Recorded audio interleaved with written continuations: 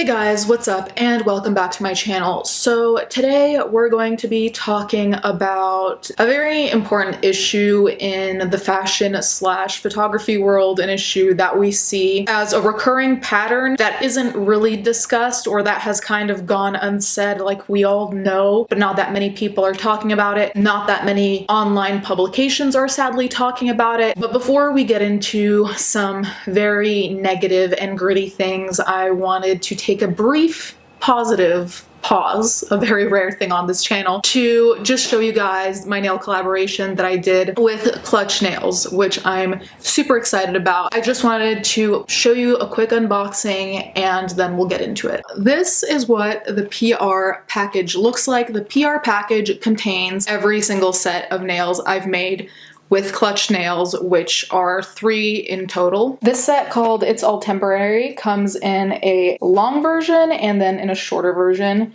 And as you might be able to tell, the designs are inspired by classic tattoo designs that I would actually get tattooed myself. Then we have Mentally I'm Here, which again, you can see comes in the 2 lengths. I'm wearing the longer version.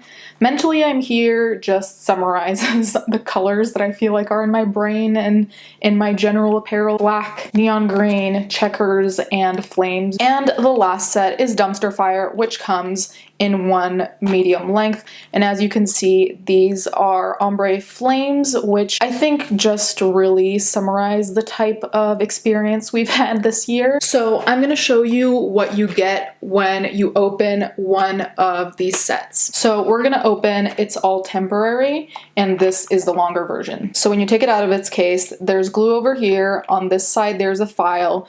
Here, there are some instructions and tips. A lot of people were asking if there are nails for bigger size nail beds and smaller size nail beds, and each of these boxes comes with 24 reusable nails. And in fact, the other nail sizes are right under here. You have a bunch of extra nails with other designs that you might not see up here. So you have the different sizes and different designs. Anyways, I strongly suggest checking out Clutch Nails. I'll leave the direct link down there so you can go straight to the nails I designed with Clutch Nails. Anyways, let's get into the topic at hand. If you've been on Instagram for a certain amount of time, there are certain brands and Instagram models that might have been really big years ago that you still happen to be following, but they're not at their peak anymore.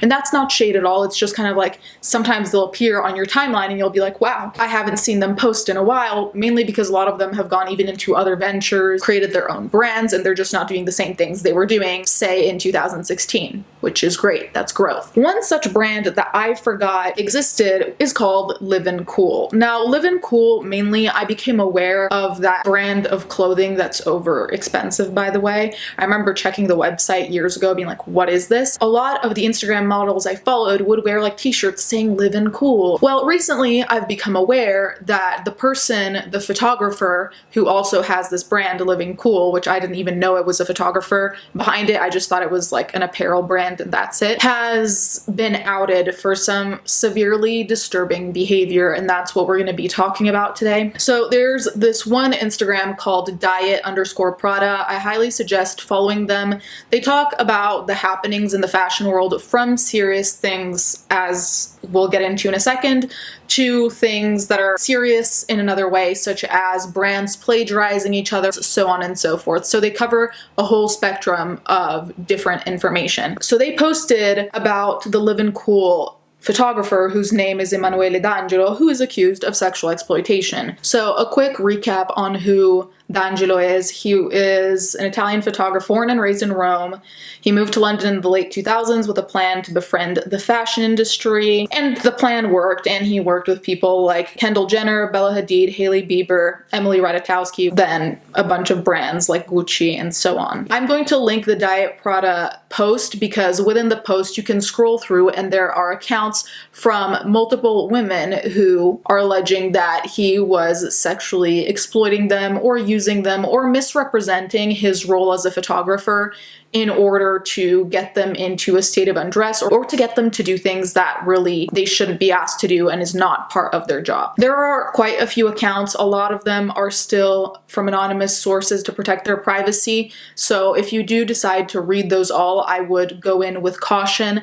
I'm going to read an article from Highsnobiety to give you the rundown of what has occurred. So here they give you a brief rundown of what the multiple women who came forward said in the statements in that Diet Prada Instagram post, saying that in Diet Prada's coverage, 6 women, Ellie Fox, Madeline Sophia, Emily Kretzer, Ava, Alexis Aid, have shared their experiences. These accounts speak of violation, harassment, humiliation, and sexual assault. Several alleged victims claim that he lied about working with agent provocateur as a way to get them to do intimate lingerie shoots for his own portfolio, and say he would coerce them into posing topless. One woman talks about having her underwear photoshopped out of an image without her permission before it was published as a nude. Several allegations speak of him exposing himself, of groping, and of pulling women onto his crotch, all without consent. So basically, just from this relatively vague explanation of the allegations against him, there's a lot that is very alarming, because just the fact that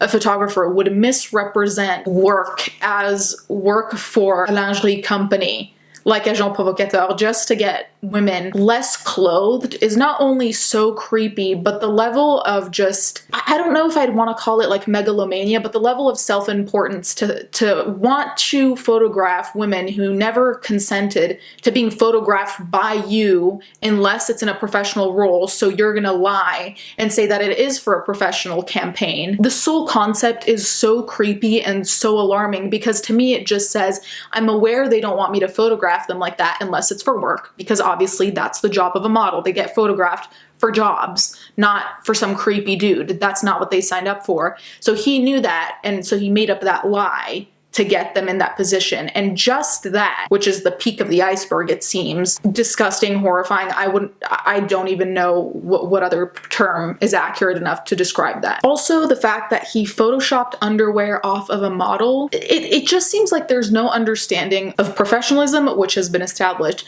but even just of basic decency and respect towards someone else. The model did not sign off on that. And photoshopping it out, it's just like the whole thing is so slimy and disgusting, and especially with someone who has such a following online, the level of self-assuredness of thinking you're gonna get away with all this thing, doing it to multiple women. Emily Ratajkowski is, and I'm sorry if I butcher that last name, I looked online. She's the only one that has, I just want to underline that when I say, and I read from the article saying that she's the only one who's spoken up, I'm obviously not referring to the victims. Here we're very clearly differentiating as a person who's affiliated with him who's spoken up, because in the past he's referred to her as his muse. He's taken a copious amount of pictures of her as a model, obviously, so she is tied to him publicly, whether she wants to be or not, who knows, but she is one of the people out there who is listening to the victims and saying that we need to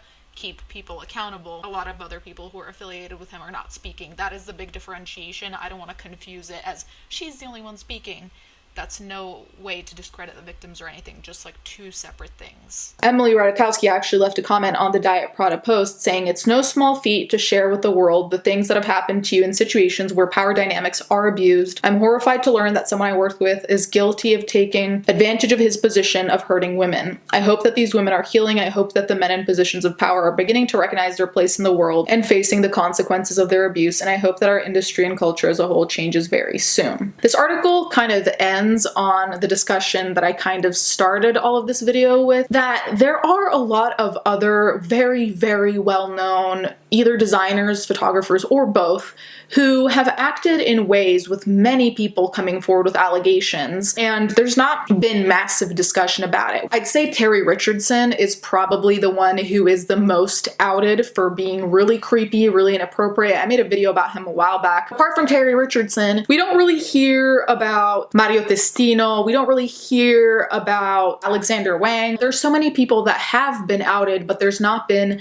I'd say, a discussion in mainstream media. So even though they're outed, it still is under I guess, a layer, or it's buried somehow, which is why I think this new development is so important, because maybe we're starting to kind of shed light on these people who are getting away with things consistently and haven't really faced any real consequence. Like backlash sure could be a consequence, but I'm talking about a consequence that would save other models from being in these positions again. Anyways, guys, let me know what you think in the comments down below. Thank you guys so much for watching. Thank you to my patrons as always, and I'll catch you guys next time.